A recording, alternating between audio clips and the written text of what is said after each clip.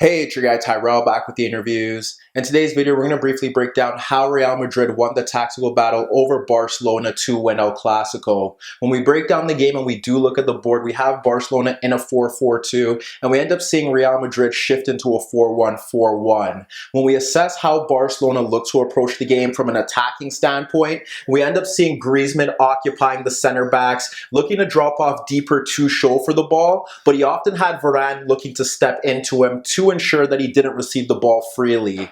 Messi had more of a free role. There were times where he did look to shift ahead of Ramos, but he was able to receive the ball in between Kroos and Vinicius through Busquets' penetrative passing, but he also looked to pop up into spaces to either side of Casemiro to get on the ball. Out in the wider areas, you have Vidal and Frenkie de Jong, who are natural central midfielders, and they look to shift into narrow positions, and it possibly was to overload that center of the pitch. Barcelona didn't necessarily have to win this game, but if they were able to do that, then it would push a big gap at the top of La Liga. So it looked like Setien did prefer control and midfield dominance. So you had Vidal and De Jong looking to shift into those central zones, and it allowed space for the Barcelona fullbacks in Nelson Semedo and Jordi Alba to push forward. Out on the left-hand side for Real Madrid, it was Vinicius due to track the runs of Semedo. And down that left-hand side for Barcelona, you have Jordi Alba returning to the starting lineup. He likes to make runs in behind defenses so that Messi can find him, and that's why Valverde was playing on the right-hand side to ensure that he can step to press him from the front. However, when you look at the overall shape from Real Madrid without the ball, you end up seeing that they can encounter issues with Barcelona overloading that center of the pitch. So there were times where you did have Valverde shifting into space where De Jong was occupying, and that allows Alba to push forward, but Real Madrid were comfortable with Carvajal dealing with that threat. On the opposite side, if Vidal did shift laterally and you have Semedo pushing forward, that could be a problem based off the fact that when you look at Real Madrid's overall shape, you have Benzema looking to step out to the center back, specifically Piqué. You have Isco stepping out into the path of Busquets, and then you have Kroos and Arturo. Like I said, Valverde would shifting out into the path of De Jong, like I said, and with Casemiro alone in that center of the pitch, if Messi looks to drop off, then you have Vidal free drifting centrally. The options that you do have there is that you can have Marcelo looking to step into the path of Vidal, or you have Sergio Ramos looking to push forward. However, Real Madrid's pressing in that midfield zone wasn't specific. We did see Isco and Kroos often swap positions, and frankly, we didn't know if they did know who to press or if they were improvising, because there was a time where we had Isco stepping out into the path of De Jong, we had Kroos stepping out to Busquets, and Casemiro pushing into the path of Arturo. So it wasn't set in stone as to which Real Madrid player would mark the Barcelona midfielders, and it did look as if they were shifting to the closest player within close proximity, and the other players would have to pick up the spare men. However, it still seemed like Vidal was the key man to worry about, because when you look at different phases of how Real Madrid were looking to close, like I said, there were no assigned markers, and there were times where they were bypassed easily. There was a time where we had Kroos stepping into the path of Arturo, who played the ball back to Piqué, and that ignited Vinicius to press, which forces Marcelo to step to Semedo, and Piqué was able to find Vidal in between the lines, and there was no player stepping towards him.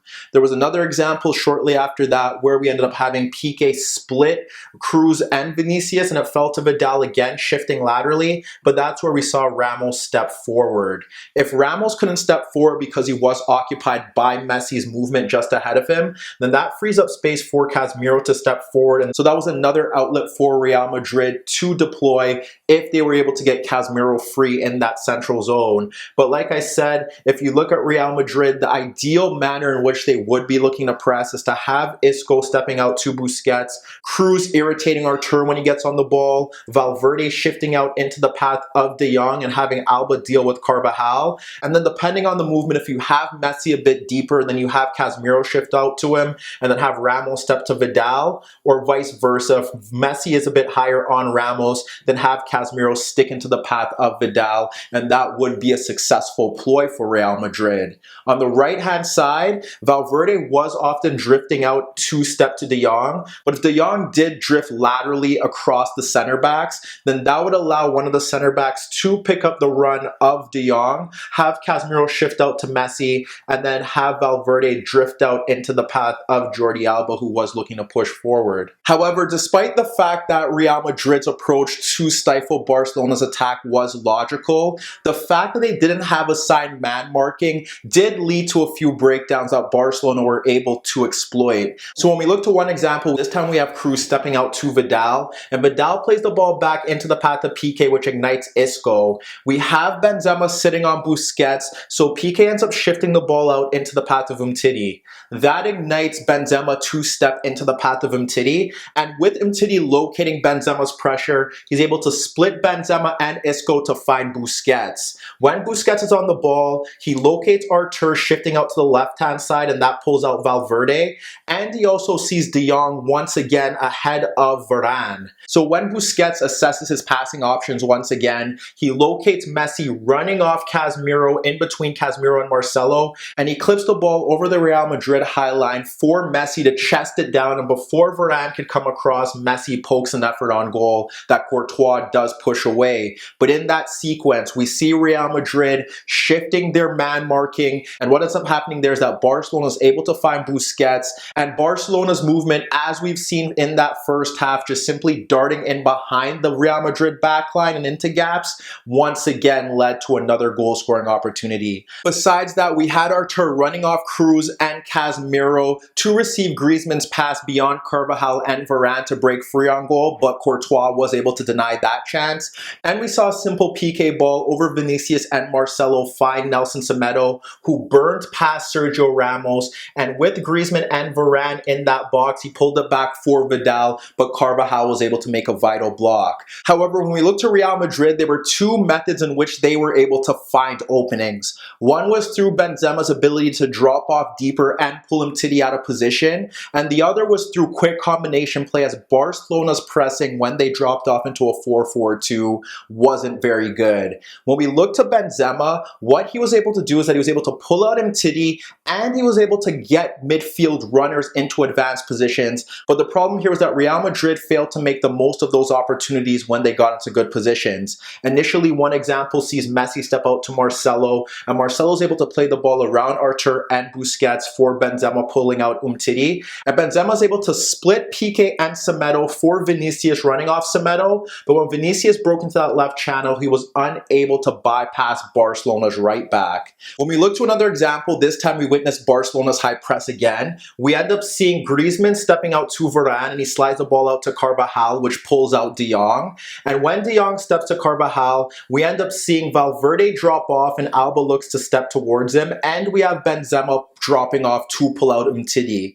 What ends up happening here is that Carvajal plays the ball into Benzema, and Alba identifies that pass late, and he ends up gambling, but the ball bypasses him, and we end up seeing Valverde starting to run off Alba, and Benzema receives the ball and flicks it into that right channel for Valverde breaking free. However, when Valverde breaks free down that right channel, he ends up pulling the ball back to Benzema to kill Real Madrid's break, when he should be pushing forward into Barcelona's box to try and find a teammate or test Marc-Andre ter Stegen. So as you can see there, we had Benzema playing an integral role in Real Madrid getting into good positions, but the other manner in which they did bypass Barcelona's backline was simple 1-2 combination plays. On the right-hand side, we had Valverde on the touchline ahead of Alba and De Jong with Carvajal narrow, and what Valverde simply did was played a quick 1-2 with Carvajal, who split De Jong and Alba to find Valverde breaking and beyond. But with Vinicius darting between the center backs and Benzema peeling off Semedo, Valverde fired a powerful cross through the 6-yard box. And when we look to one other example, we have Sergio Ramos stepping into Barcelona's half, and he locates Marcelo pushing high to peg back Vidal. When Ramos gets into the final third, he squares the ball into the path of Marcelo, and he ends up getting it back to split Semedo and Vidal for Marcelo breaking and beyond in that left channel. But when Marcelo received the ball, he ended up playing a wayward cross over his targets. So heading into the second half, it was clear that both managers had to make tactical adjustments, and Zidane was the manager who needed it the most, given the fact that Barcelona came closest to scoring. And when we analyze the changes that Zidane made, rather than sitting deeper and having Barcelona shift across their very pressing, Real Madrid pressed higher on a consistent basis, and they ensured that Barcelona couldn't build out of the back. What we ended up seeing there was that we had Benzema stepping to Piqué, Isco was tasked with stepping to Umtiti, which pushed Kroos on Busquets, that saw Casemiro push higher on Arturo, and Valverde shifting narrow to close down De Jong, which meant that Alba was going to be closed down by Carvajal, and we had Vinicius stepping out into the path of Nelson Semedo. With that being said, we already knew that Varane was closing down Griezmann, so Marcelo and Sergio Ramos shared their pressing duties by closing down Vidal and Messi, given their positioning. There were times where we did have Valverde shifting towards Alba and Carvajal pushing narrow on De Jong. Nevertheless, that was the manner in which Real Madrid looked to close down Barcelona, and there were occasions where they were successful. However, besides the fact that Vinicius constantly received the ball in that left channel to run at Piqué and Semedo, but was unfortunately unsuccessful based off the fact that he lacked the final ball or the ability to test Ter Stegen, we did see Isco test Ter Stegen from a short corner kick, but when we look at that second half, the high press did stop Barcelona from building attacks, and we often saw Messi drop off deeper to get on the ball, but we saw the good and the bad of it. When we look to the positive, we end up seeing Vinicius on Piqué, Isco on Busquets, Kroos on Arturo, and Valverde looking to step out into Alba. And Ter Stegen looks to play the ball into De Jong, who is shifting central, but he's tracked by Carvajal, who steps into that pass, drives at the back four, and ends up clipping the ball over Jordi Alba for Benzema peeling into right half space. But Benzema side volleys his effort over the net. Meanwhile, the negative aspect to Real Madrid's high press stemmed after Braithwaite came on for Vidal, and we sort of saw Barcelona shift into more of a 4-3-3 going forward. What we end up seeing there is we have Vinicius and Benzema ahead of the center backs. We have Isco ahead of Busquets. Casemiro was ahead of Arturo, and we had Kroos to the left of Arturo looking to step out to Semedo with Ramos tight on Messi. So what Ter Stegen does here is he plays the ball to Arturo, and before Casemiro can get in a tackle, he slides the ball out to Semedo, and as Kroos steps into the path of Semedo, Semedo wraps the ball around Marcelo for Braithwaite, making a darting run into that gap between Ramos and Marcelo. Braithwaite does come across Marcelo, he's able to brush him off the ball, and as the Barcelona attacker breaks towards goal, Courtois is quick off his line, and although Braithwaite does chip him, the ball heading towards the net is cleared. And minutes later, Real Madrid were able to take the lead down that left-hand side. Finally, Vinicius was able to make the difference, but it also stemmed through a breakdown from Real Madrid. Vinicius ended up playing the ball back to Kroos, and we expect Arturo to step into his path. But what we have here is Semedo and Braithwaite against Benzema and Vinicius. It would make sense for Braithwaite to step into the path of Benzema, given the fact that he's not a natural defender. However, they have Braithwaite in the path of Vinicius and Semedo stepping into the path of Benzema, and Kroos points and pokes his pass in between Braithwaite and Semedo for Vinicius, who breaks into left half space, and with Piqué coming across, Vinicius fires a shot directed at Ter Stegen off Piqué and beyond the Barcelona goalkeeper. But as you can see throughout that game, Vinicius was getting into good areas, just lacking that final touch and pass, and here he was able to get some luck with the deflection off Piqué, and that put Real Madrid ahead.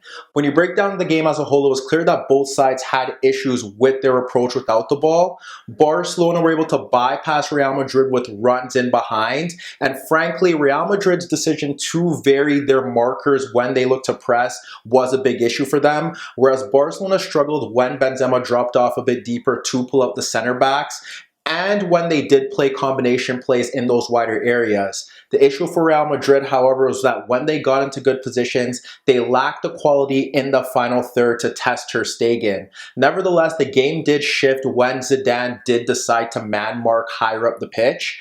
That has been an issue that Barcelona have encountered against lesser sides, and here once again, they struggled to bypass the press. Messi was no longer involved, and Real Madrid continued to attack down that left-hand side, it. And when they got a bit of luck through a deflection from Quique and a mishit shot from Mariano, they were able to kill off the game and claim all 3 points. And frankly, based off that second half shift, they deserved it. But let me know what you guys think. Which side do you think is going to win La Liga? What changes does Setien have to make? And do you think Real Madrid need to make any tactical shifts going forward to see off Barcelona?